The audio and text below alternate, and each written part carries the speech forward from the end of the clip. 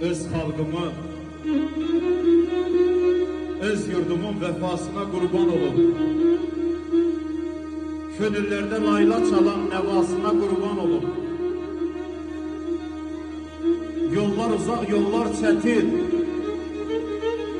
zirvələrdə dayan mətin, vətən adlı məhəbbətin cəfasına qurban olum. Alqaydam xoşdur mənə, səcdə qıllam dönə-dönə, ana yurdun hər elinə, obasına qurban olun, qurban olun. Allah vətənimizi qorusun.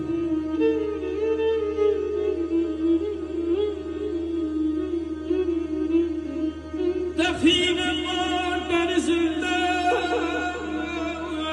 her dağında, her düzünde.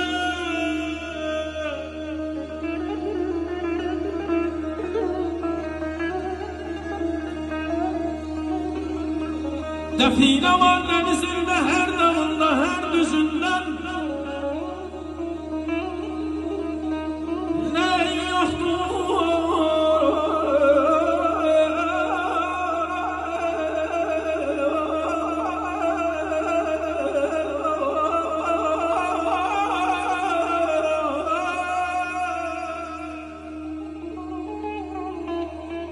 Define var denizinde, ey vətən, her dağında, her düzünde, her düzünde. Deyirəm neymətlər, ey vətən, ney yoxdur yer üzündə.